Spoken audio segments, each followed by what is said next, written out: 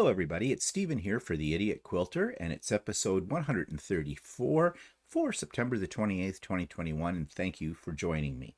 So let's jump right into current project, shall we? Let's talk about the Idiot Quilter Retreat that just happened this past weekend. Many of you were there for it, so you know what I'm talking about. But if you missed it, you missed a good time. At least I had a really good time, and from what I'm hearing from the other participants, they all enjoyed the day as well. And it was a good day. There was a lot of lively conversation going on. There was a lot of information being shared among the participants about a wide variety of topics. And of course, I had a little bit of entertainment in the form of a special guest speaker, Lori Rumman from SoClever.ca. You've seen me interview her, and if you've not seen that interview, go back a couple of weeks to the Idiot Quilter Presents, and you will find that interview with Laura. Lori, not Laura, Lori. And yeah, that was really good. Showed how to make a fabric or paper Christmas star that you can use as an ornament on a tree or to decorate a gift or whatever. And we also watched a very short video about the history of quilting, which personally I found very fascinating. It was a great day, but I'm still recovering from it as well. That's why I have my coffee. On the Friday night, we had the icebreaker cocktail party, and that was a lot of fun too. So overall, for me, it was a very exhausting weekend, but it was a good exhaustion. You know, the kind of thing that when you're done, you feel like you've accomplished something and that you know that it went well. And from my point of view as an organizer, it did go well. I simplified a few things from the very first retreat I ever did. Well, you always learn, right? And I think there was just the right balance of presentations and lots of time to work on projects. And as I said, everybody in the group, it practically ran itself. I just made sure the technical issues were okay, if there were any. And we really didn't have any. So that was a good thing. So the next one will not be for a few months yet. I'm thinking of doing one in the early spring again, and there'll be lots of notice about that. Also, speaking of notices, I am putting in the show notes the Zoom link for the next Craft and Chat. Now, you know, Craft and Chat happens the first Wednesday of every month. Well, guess what? We're almost done September. So the first Wednesday in October falls on October the 6th, which is 1 week from this Wednesday coming. So although I have the link up there now, it's still a week away. But just to give you advance notice, because if you're planning to attend, I am sure you want to get your life scheduled for that. Yeah, and if you don't know what Craft and Chat is, it's very simple. It's an afternoon from 1 p.m. to 4 p.m. Eastern Standard Time, my time, where we just get together and work on whatever we want to work on. Quilting, sewing, knitting, crocheting, paper crafting, art journaling, scrapbooking, you name it, whatever, it's up to you. It's a time for you so that you can get maybe caught up a little bit on some of your projects, so you can have a little me time as well. We don't get political. We don't get into anything controversial. It's a no drama zone. And I always learn something from the people who attend, and it's fun. It's inspiring. It really energizes me anyways. And that's what I've heard from other people as well. So please feel free. It's open to anybody if you're available. So that's October the 6th from 1 to 4 o'clock p.m. Eastern Standard Time. Links in the show notes. Okay, what else have I been working on? Some coffee.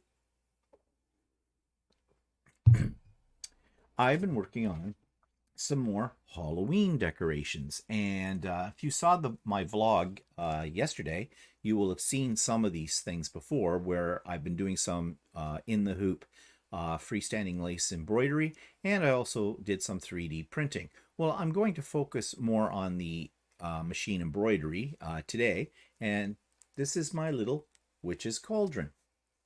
And I have filled it with candy kisses. Now, do you remember these as a kid? I do. Excuse me, clear my throat. You went out at Halloween and you got these. They were cheap in those days. Those were cheap candies. And I don't know what they were supposed to be. I think they were made with molasses or something like that. They were the hardest thing until you started sucking on it. Then they'd get so sticky and gooey, they would pull fillings out of your head. And there was always, the wrapper seemed to always be caught in them. So you'd spend half your time trying to get the little pieces of wrapper out. And you want to know something? To be honest about it, full disclosure, I ate those pieces of paper. I was too lazy to try and pull them out. Figured, well, it's paper, this too shall pass.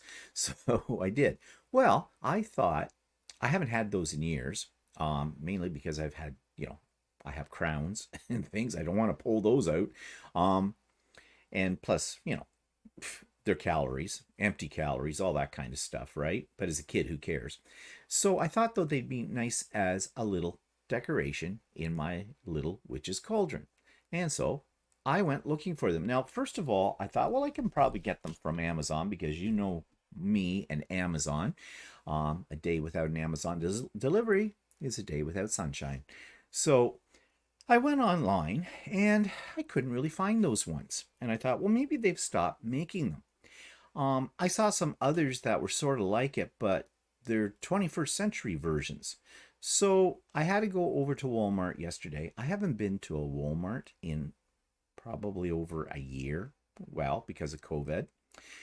But I needed to go over there for another reason. So I went over and I took a look because they've got all the Halloween candy out, of course. And I found these. Now they're by a company called Kurz, which is a major manufacturer of candy. And so I bought them. Not cheap. They used to be really cheap. Like they used to be, well, okay, I'm dating myself. They were probably less than $1 for a bag of them or something like that. But I am talking about the 70s. So yeah, things have changed, right? So I took a chance. I got these. I just wanted them for decoration. Well, I thought I'd try one. They're delicious. They are not the same as the originals. One, the paper did not stick to them. Okay, it wasn't kind of folded into however they manufacture them. And these are basically a very soft toffee, which Kurz is famous for making toffee as well. Very sweet. Yes, they are gooey, although these ones melt in your mouth a little bit more so than those ones I was talking about. And so I filled up this container. And of course, I had a few left over. So Walter and I had a couple of those last night. Yeah, that's why I never buy Halloween candy too far in advance of Halloween.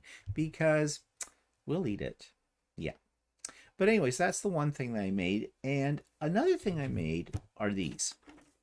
Oh, actually, I'm going to show you this later. I have a little video. I'll just give you a preview. They're called Halloween lanterns. I'm going to talk about that a little bit later on. The other thing that I made were some 3D ghosts. You can probably see them. Okay, get my fingers in the right spot.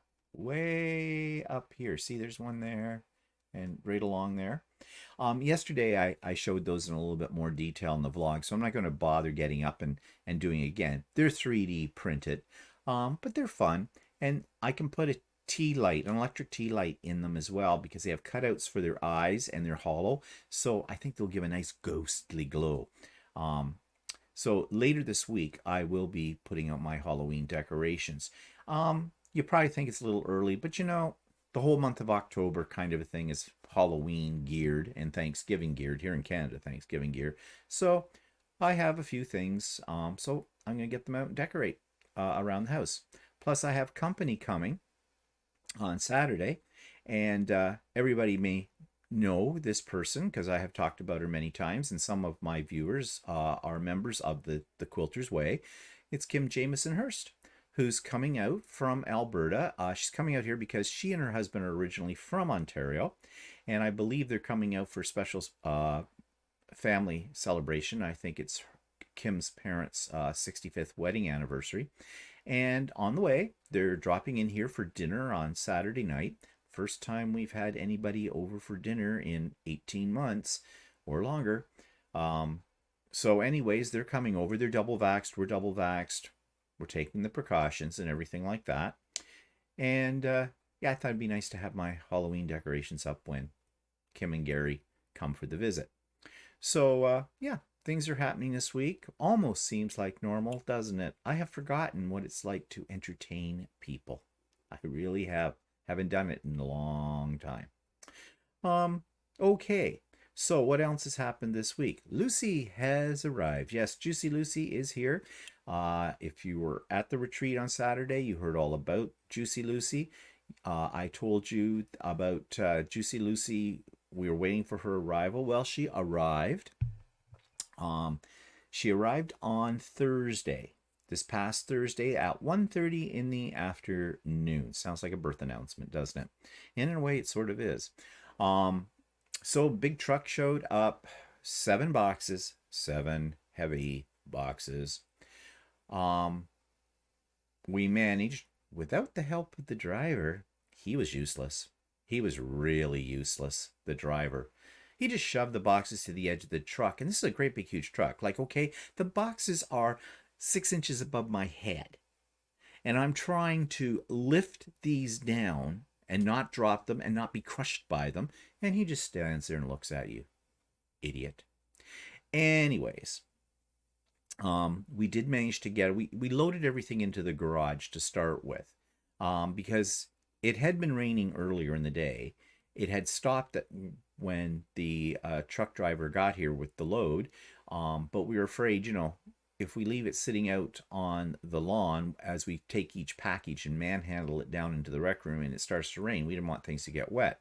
Well, it turned out it didn't rain. We got it all into the house. We got it all laid out. 7 boxes. 5 out of the 7 boxes were damaged. And we were told by the company, APQS, to examine the boxes when we got them from the delivery people, and to take pictures of them if there was any damage.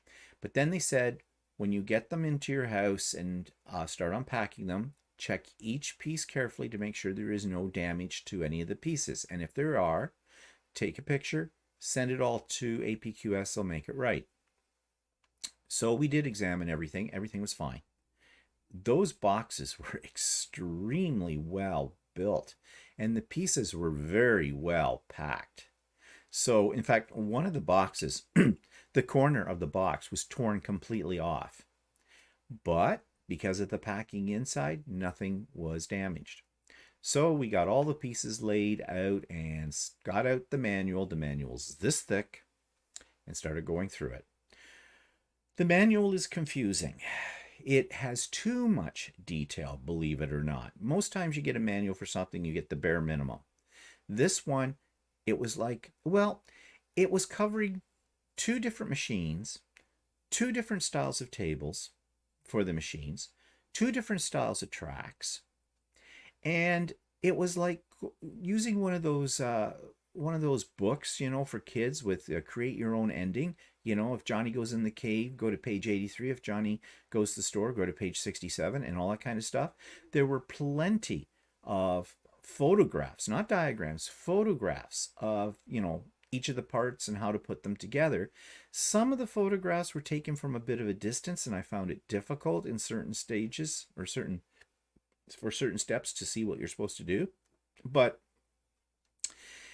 generally speaking, we were able to figure it out. It took us 4.5 hours to put it together. 2.5 hours to 3, my, what. Just Get It Done Quilts, Karen Brown, she has a video putting one together from APQS. And she said it took them about 3 hours. Well, there were 3 of them putting it together. And she has a lot of edits.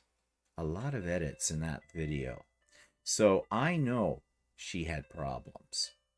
But anyways, nothing against Karen, just saying. Yeah, well, we did spend 45 minutes looking for bolts. There was a package marked hardware, and we opened it up, and in the manual, it told you exactly what bolts you needed for where, and we were missing bolts. Looked high and low, could not find them. It even said in the book where you'd find them. Well, that's where part of them were, and then we got thinking, oh God, maybe They were in that box that had the corner broken off, and maybe they fell out in the driveway when we were bringing it in, or in the back of the truck, or whatever along. It's coming from the States. Who knows? The bolts could have gone on their own little private trip. So we backtracked. We looked everywhere. We could not find them. So I phoned APQS, and I was a little annoyed when I called. They hooked me up with their technical support department, and I immediately got a voicemail. And I do not like voicemails. I was not impressed at that point. I called again a few minutes later. This time I got the voicemail from the main number. Not impressed. Getting a little bit more anxious. I mean, I've got all these pieces laying all over my rec room. I didn't want those sitting there for 2 weeks like that, because I figured if they had to send me more bolts, when was I going to get those? So I said to Walter, maybe we can look at the specifications for these bolts and go down to Home Depot and see if we can pick them up there. But before we did that, I phoned one more time. This time I got somebody pretty quick on the phone. And it was the same lady I talked to originally who put me through to technical support, and I told her my problem. I think she heard the distress in my voice. And she said, okay, what parts are you missing? I told her, and she helped me find them. They were there. They were there. They weren't where the instruction manual told you they were going to be, but they were there. So we found them. I thanked her profusely. I was relieved, and we got the whole Lucey all together. And it's a beautiful thing to behold. Okay. Yeah. We were exhausted by the time we got it done. Ordered a pizza. Didn't bother to do anything about threading it or trying it out at that point. We were just too tired. And that night we had no, let me get this straight. Yeah, actually, I thought it said it came Thursday, it came Friday. And that night we had the cocktail party for the retreat. So we were busy there. And then the next day, all day was the retreat. And we were both too tired to worry about Lucey. So we didn't get to Lucey until Sunday. And then we played with Lucey. Figured out how to thread her, which is pretty easy. And wind bobbins. And we had pre-round bobbins anyways. Oh, in the meantime, we had slipped down. No, I'm getting my days mixed up. I'm right. It came on Thursday. On Friday, we had other things to do, and we had to go down to Whirls and Swirls because we wanted to pick up some threads. That's the APQS dealer here in our town, and Tracy's a representative, and she's excellent. And yeah, so needless to say, we did not get to it until Sunday, and we played, and it was fun.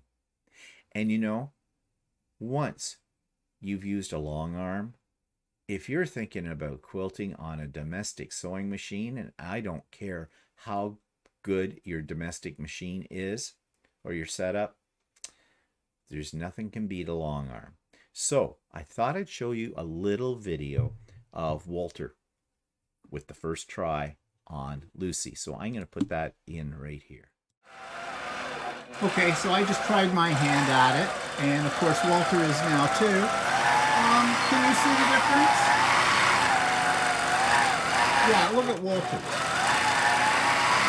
Oh, give me a break, making pointy curves. Oh, you sucker. And look, one hand. Mr. Show-Off. We're just having oodles of fun with this. I mean, this is so much easier to quilt with than pushing it through my domestic machine. I mean, yeah, sure, we're just making this up as we go along, but you can see the beginnings of feathers. Not good, but the beginnings, and pebbles, and some meandering, and some matchstick in here, loop-the-loops. And that's just within the first 5 minutes of getting this thing up and running that we're doing that. I can see with a little practice each day how easy it is to get better at this. Or at least Walter will be. So there will be more videos about Lucey in the coming weeks as well as we get much more familiar with her. And I'm just itching to get on with an actual quilt. That was just a practice sandwich. to work on. But we still have to install the casings for the clipping system, the red snappers. Walter says he thinks he's got that pretty much figured out how to do that. So maybe later today we will tackle that problem. And it's not a problem, it's just an addition. And then I want to do a little experiment with another experimental sandwich, doing a pantograph to get my feet wet on that. I've done those before when I've rented time at Tracy's store, but it's different when you have your own. And of course, we do have the platform that you use for ruler foot, and I want to try that. Once we get through all of that, then I'm going to throw on one of my UFOs and I'm going to quilt it. Now, the first one, I might just keep it simple, do either a free motion meandering kind of thing or a pantograph. But I'm working my way up to, doing free motion with this. And like anything, it takes practice and time. Okay, so let's get away from Lucey and let's talk about some pictures from Peachtree Quilts. You know Peachtree Quilts is out in Regina, Saskatchewan, and I have ordered from them many times, and they're an excellent company. They're my go-to when I can't get something from Ultimate Sewing. And, a couple of people that I know, one person I know, Sandra Gilmore, who's a member of the Quilter's Way, she and her husband were traveling out west, and they stopped in at Peachtree, and they took a picture of them standing outside or Sandra standing outside Peachtree's store. I've never been because it's in Regina, and that's a ways from me, quite a ways. There's a picture of the staff, including Patrick. Patrick is, I think, the owner of the store, and I have talked to Patrick before, and he's a wonderful person. If you have any problems, talk to Patrick. He will make everything right for you. And then there's a picture of Sandra standing with another one of my friends from the Quilter's Way who lives in Regina, Dana. And Dana was here at the retreat on the weekend as well. So I thought, Sandra gave me permission. I thought I'd show you these pictures. So I'm just going to insert them right here for you.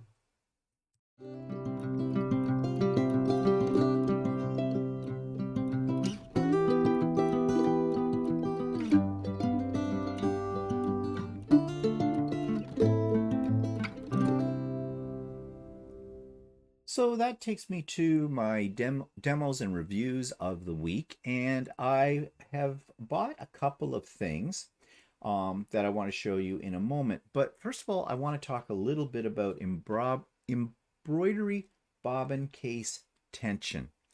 I recently had a minor problem with my Janome 550E embroidery machine, where it was making a lot of really loud noises, and it was coming from the bobbin case. Now, sometimes when you use pre-wound bobbins, you'll get one that isn't wound quite right, and you will have this problem. Also, I was getting a lot of thread breaks with it as well. So I put in a new bobbin, but the same thing was happening. So I decided to examine the bobbin case to see, well, did I have any rough marks on it or anything like that? Couldn't find any, but I did have a spare bobbin case, and so I threw that in, and guess what? That solved the problem. And I've ordered a few more online, but there is a way to adjust the tension on those kind of cases as well. So I did a little short video discussing that. So I want to talk a little bit about tension in your embroidery machine. As you know, I have a 550E embroidery machine, and it works fine most of the time. But the other day I was doing some freestanding lace. And the thing with freestanding lace is it's very precise, the stitches, in terms of tension.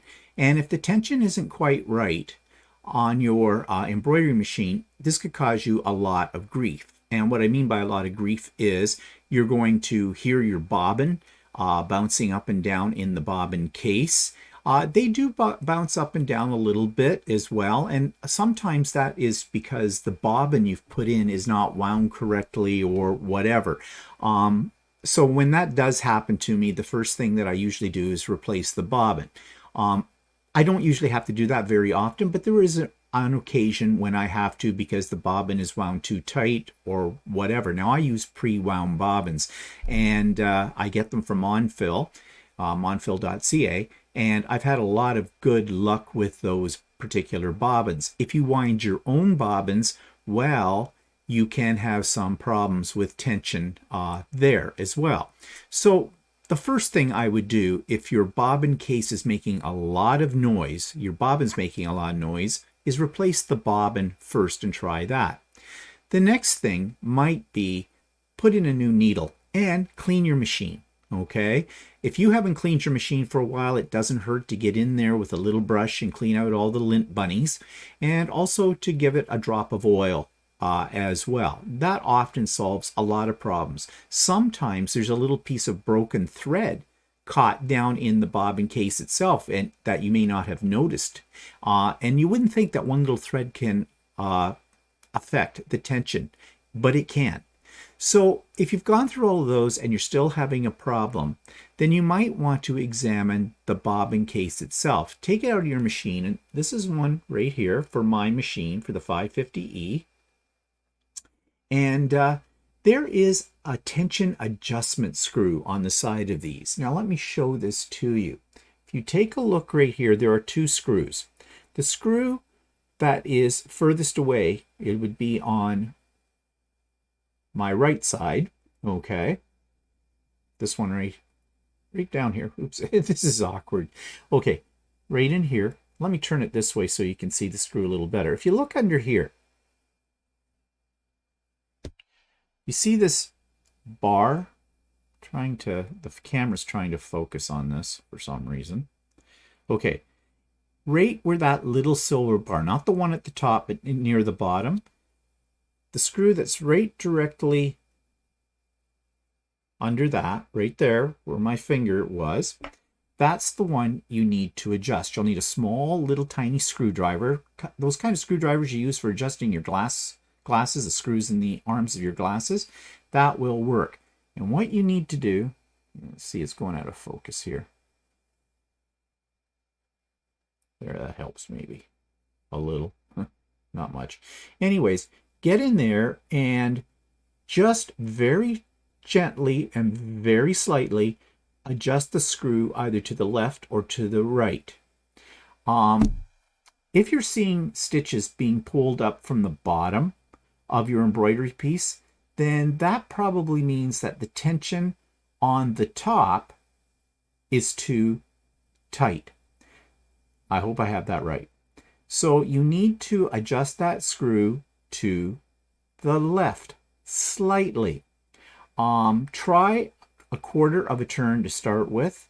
Put it back in your machine. Try it out. If it's still making the noise, if it still sounds like it's pulling the bobbin up and it's bouncing off the bobbin case, then go back in and loosen it off by going to the right a little bit.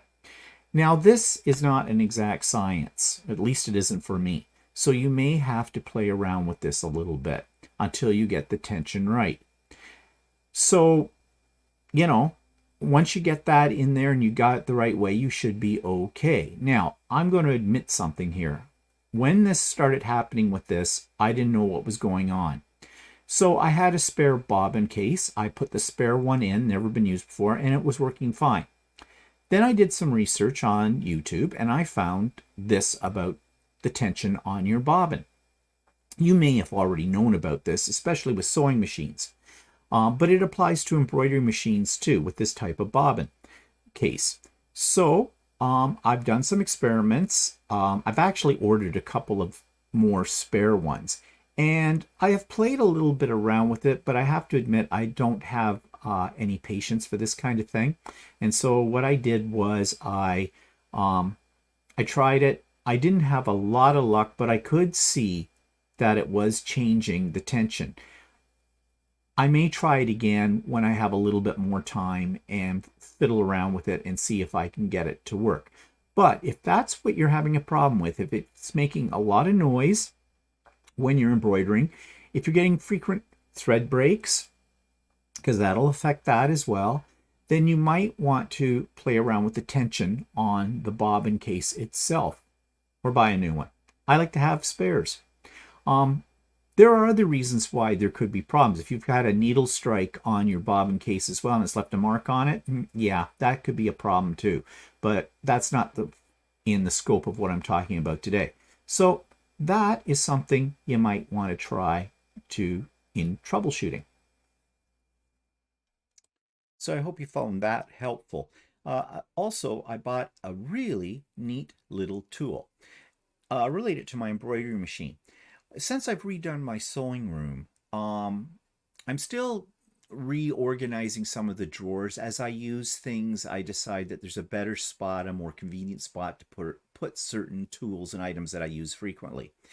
I use my scissors and my duckbill scissors and tweezers and hemostats regularly with my embroidery projects. But I have them in a drawer in a little box, and when I need them, I have to open up the drawer and I have to scramble through them. And I thought, well, there's got to be a better way. Now, I don't want to leave them out on my sewing table because that looks messy and I don't like messes, okay? I'm kind of anal that way. So I got thinking about, well, people have their knives, their kitchen knives, sometimes on these magnetic strips that they mount to the wall. And I was thinking, that might be a good idea. I could mount that to underneath get my fingers right here, underneath the embroidery machine. That's the cabinet wall is there that's underneath. And that would be really convenient. But you want something that's magnets that are really strong, okay? So I went looking on Amazon. I wasn't impressed with what they had.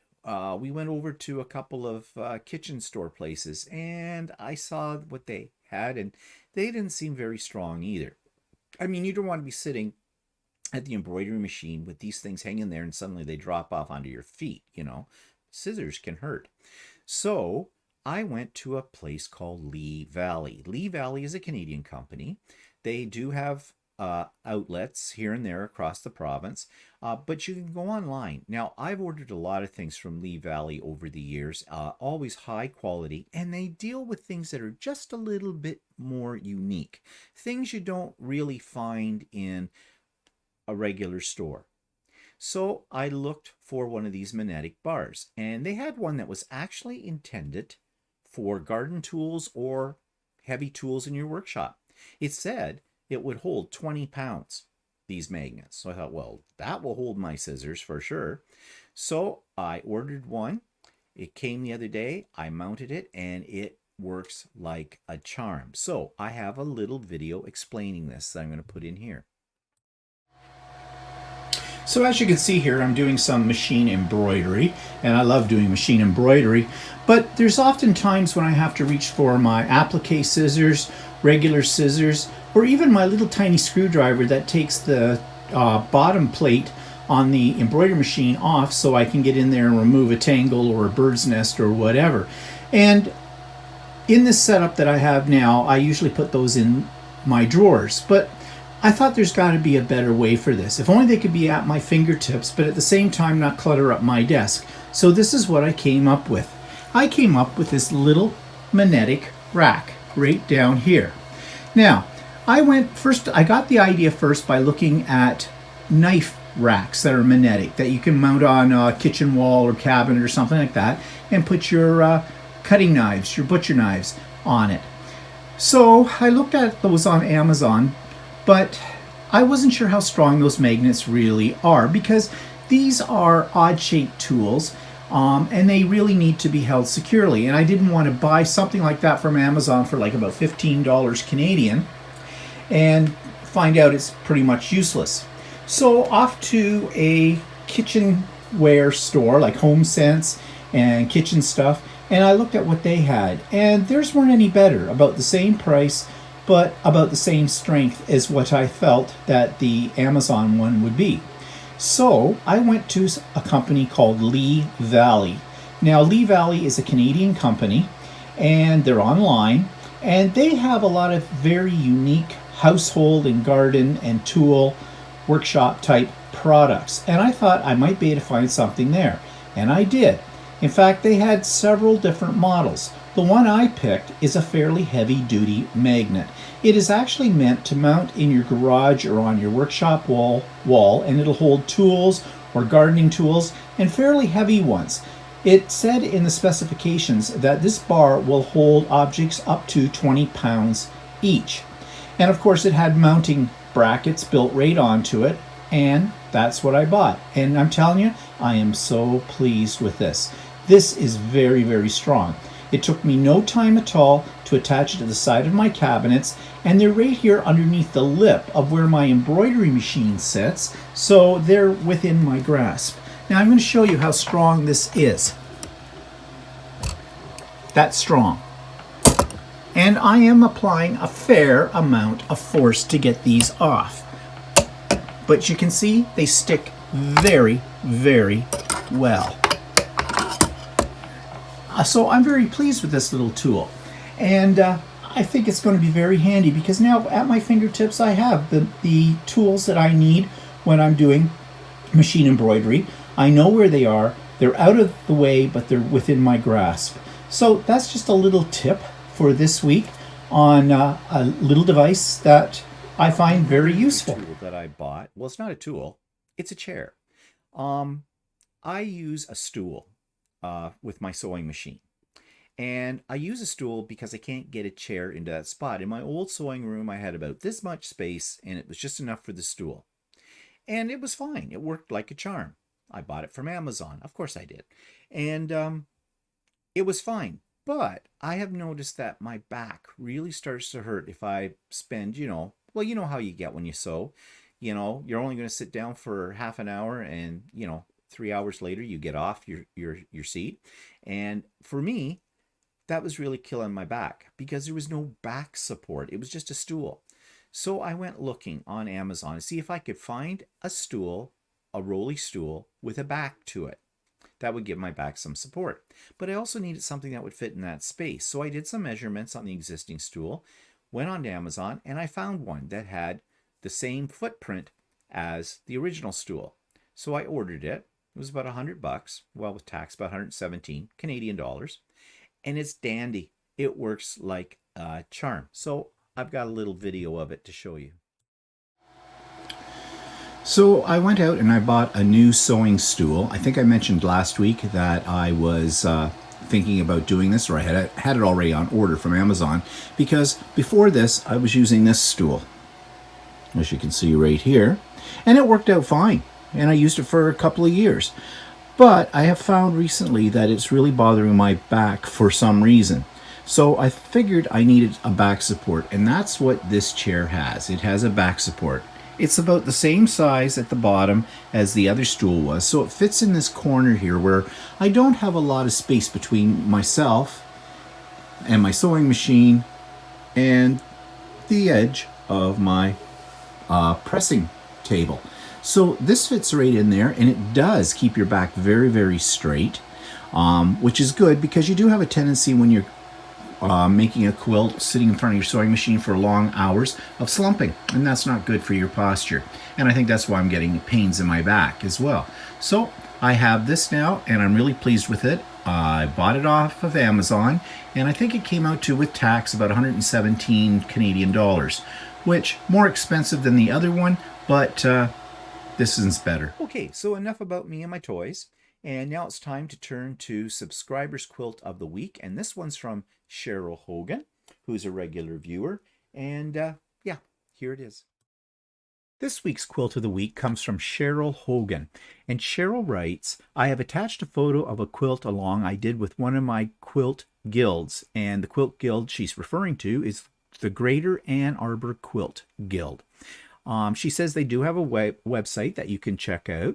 She says she wanted to quilt it herself, but instead she took it to her local quilt shop to get it basted. Well, that's probably a good way because I hate basting quilts as well. She's still waiting to get it back so that she can get it quilted. But this is very, very lovely. The colors are very vibrant in it. And let's just take a closer look at this center part in here, this star. Now, I don't know, but that star looks like it might have Y seams, which is a challenge, but doable with a little practice. But the rest of this quilt is a combination of different styles of blocks. I love the way that the gray sashing sets off each section of the quilt so it radiates out from the center. I'm not sure what the size of this quilt is, but it looks like it's a fairly big quilt, and this must have taken some time to do. It is going to be absolutely lovely, Cheryl, when you get it quilted, and I think it's going to be one of your favorites. At least it's one of my favorites. I would really love to have the pattern for this as well. So Cheryl, thanks for sharing that with us. It's absolutely gorgeous. And I'm running out of pictures to show you of people's creations, so I need some. Send me some, please, please, please, please. Send me 1 or 2 pictures of something you're proud of and a very brief blurb about it so I can feature it here. Okay, enough said about that. YouTube of the week. This one has an interesting name. It's called the Warped Spinster. I don't think that's really complimentary, but I forget who it was that put me onto this. I think it may have been this week's interview person. In fact, I know it was this week's interview person that I'll come to soon. She mentioned that she goes to this YouTube channel a lot, so I thought I'd check it out. And yes, this is very, very informative, very helpful, very clear videos. And here's my review. This week's YouTube channel comes from a lady who calls herself the Warped Spinster. And that's kind of an unusual name, but it is a very active website where she shows you all kinds of tips and tricks for building certain blocks. She also has a mystery quilt sew along. So there's lots here for everybody. And if you just take a look at some of the titles she has, another idea for 2.5-inch squares, all those altered HSTs, put it together, stash busting with HSTs, plan with me, Quilter's Edition, get organized. She's got a lot of different topics that I think most quilters would find very interesting. Crumb Crazy tutorial, high fives, my top 5 favorite rotary rulers. This is really a very rich YouTube channel with a lot of engaging information and videos. I would strongly suggest that you check this out. I think this is a little surprise that, well, I didn't know anything about it. So here you go. Something else for you to explore. So check out Warped Spinster. Okay, so I showed you this earlier. This is a freestanding lace and applique, because there is some fabric involved in a couple of these pieces, lanterns. And this is an embroidery pattern that comes from OESD, which is the Oklahoma Embroidery Design something. I don't know. Anyways, I buy a lot of patterns from them for embroidery, and I love their freestanding lace and freestanding applique things. And you've seen them before, but this one came with 4 lanterns that you stitch out, put together, and I think they're absolutely cute. They're not huge. They were fun to make, and different sizes, and they have a hole in the bottom for an electric tea light. So these are going to be part of my Halloween display in my family room. And I've got a little bit more of a close-up video of this that I'm going to show you now. So I've been busy with my embroidery machine creating these little Halloween lanterns and this witch's cauldron. Now if we take a closer look at the lanterns, as you can see, they are all machine embroidered, freestanding lace. Some do have a little fabric in the top like this does, so that's freestanding applique, but really cute. And I think these are really going to look neat when I put a little tea lamp or tea light, electric tea light underneath each one, because there's a hole in the bottom of each one, and I think it'll give a really nice glow. And then I made this. This is a witch's cauldron. Again, it's another freestanding lace embroidered project, and it's very intricate on the sides. Now you could put a little tea light in that, or what I think I'm going to do is I think I'm going to go out and get some candy, just for show. Maybe some of those old traditional candy kisses or something like that. Fill it up with those, and that's going to be part of my Halloween decor. So these were fun to make, and I think they're going to look really So cute. that takes us to the interview of the week. It's already posted by the time you see this, and I have the link for it in the show notes below. And it's with a very fascinating quilter. Her name is Nora Burroughs, and you may know her from her YouTube channel called Mostly Quilts. Why I wanted to interview Nora was because I think Nora and I are kindred spirits about making YouTube videos about quilting. We both shamelessly show our mistakes. And we are not perfectionists, and we just want to share our successes and our failures with other people so other people can learn from those, learn from our mistakes. But she is so much more than that as well. And I think I said to her at one point, either during the interview or after the interview, I really wish we lived closer to each other because I could see the two of us spending an afternoon together quilting and working and probably laughing and having a good time, because that's how in line with her I felt. So I do have her interview up, as I said, in the Idiot Quilter Presents section of my YouTube channel, but I'm going to insert the little teaser here so you'll get a feel for it. What type of quilter would you describe yourself as? And I think we've just already maybe covered that, but how would you describe yourself? Yeah, Traditional, modern? I like it all. Like I love a traditional, like I just made this block, which I feel like is a pretty like traditional block, again, in the Civil War recreation fabric. I don't know why I'm so obsessed with those fabrics right now, but there's something like historic about them that I feel like I'm like back in that era sewing and quilting. And anyway, and if you use them in the right way, I feel like people kind of shy away because they don't want to turn out to be these like, old looking quilts that you typically, but I think if you use them in the right way, they can be really cool. So I love everything from that to, like improv quilting, which can end up being really modern and different and crazy.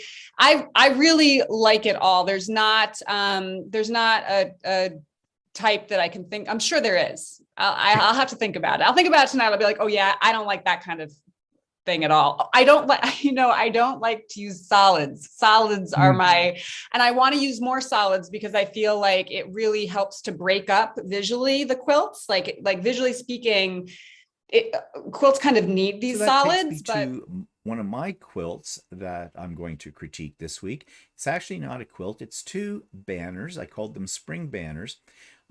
These were banners that I made for my mother to hang in her old room in the other nursing home she was in. But then, of course, COVID broke out and I never got these over to my mother because for the longest time, they were in shutdown. You couldn't go in and visit her.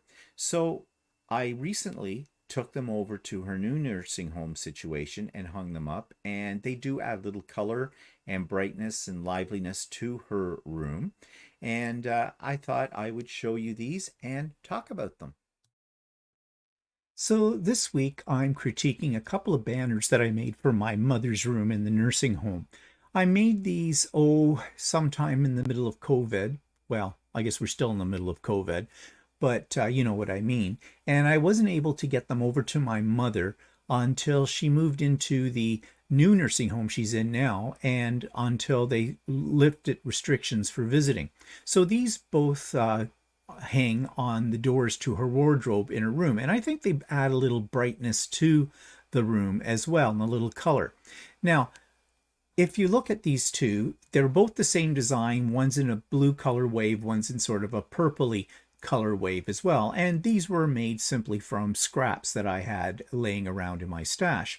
But I did do something a little different with these. I embroidered the center square with a little butterfly motif. And if we can just blow it up here a little bit so you can see a little better.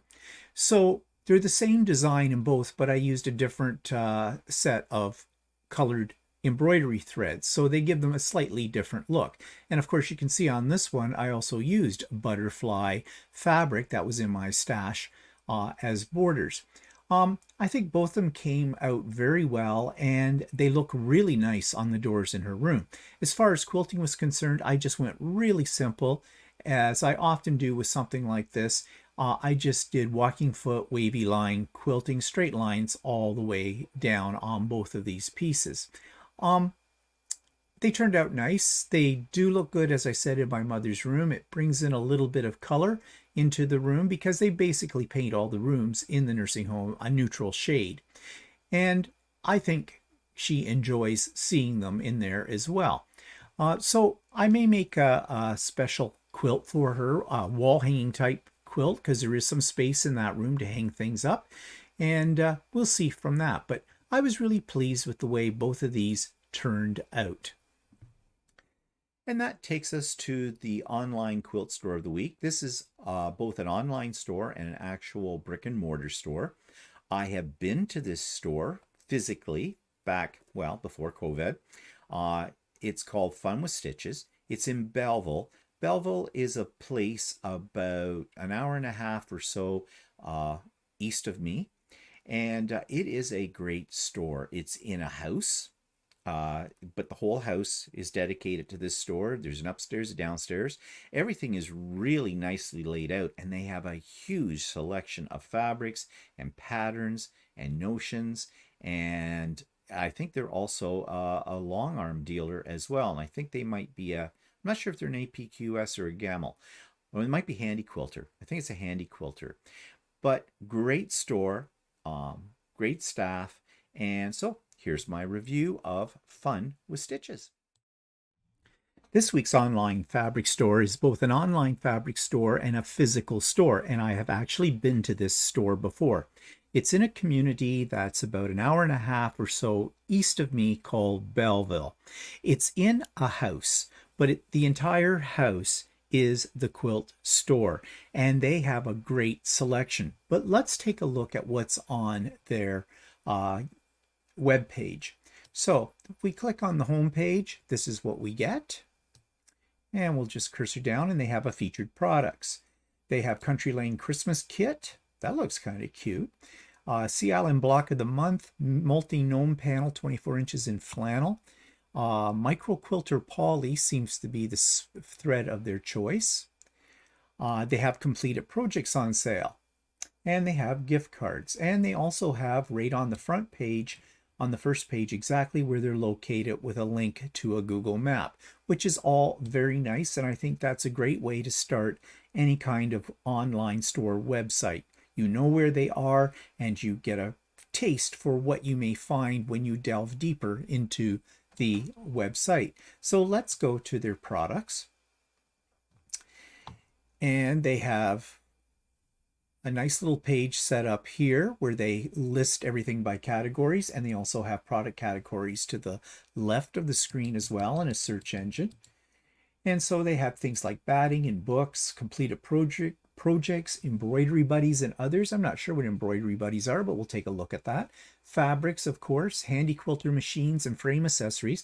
They did have a long arm machine set up in their store, and I think that they may do some custom long arming. They maybe rent the machine out as well. I'm not sure. They have rulers and accessories for handy quilters. They do sell Janome sewing machines.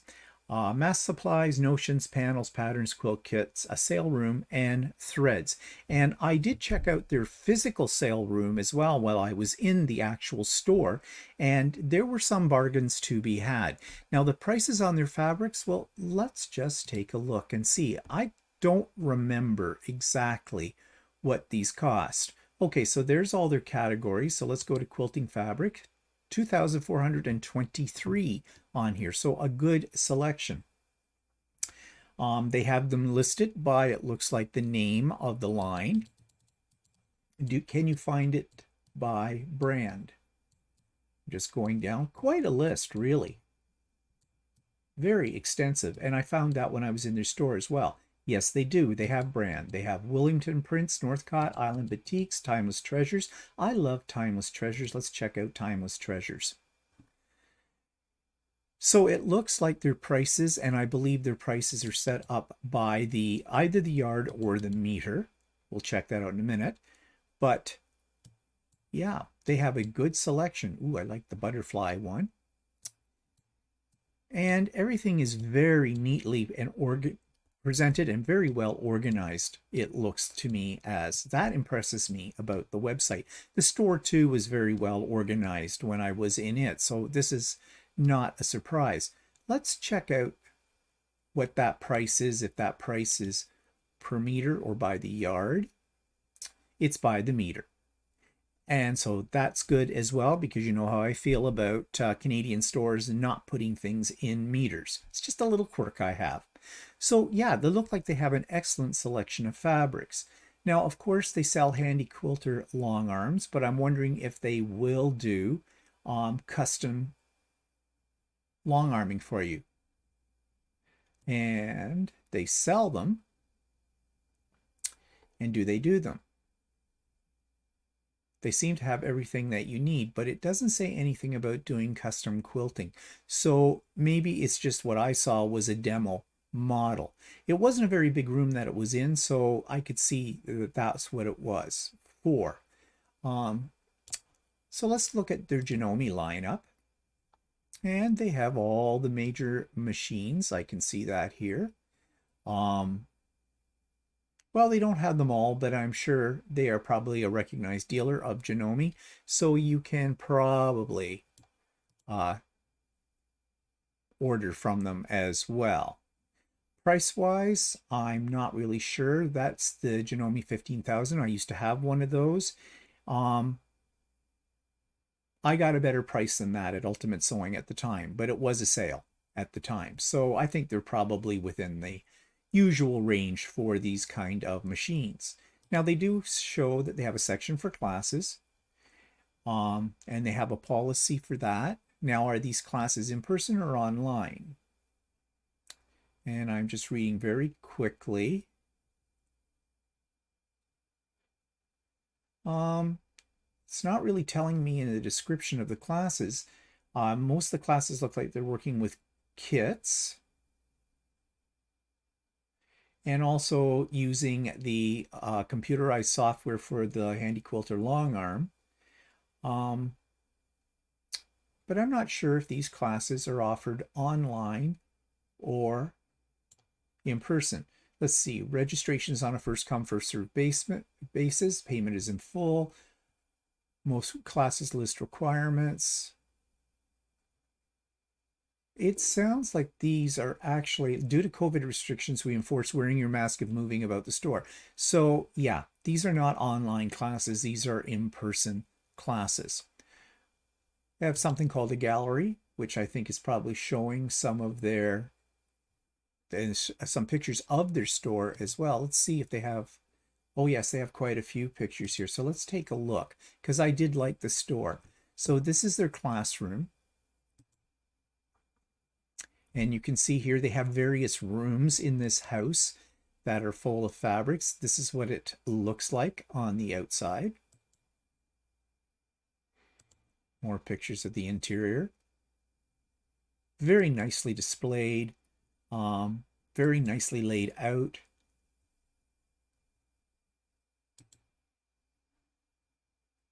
Threads. They have a lot of patterns to choose from in the store. I did buy a few, and lots of rulers. And it looks to me like they primarily, oops, go back, sorry. I think it looks like, is that Creative Grids? I think that's Creative Grids rulers, so that seems to be what they focus on.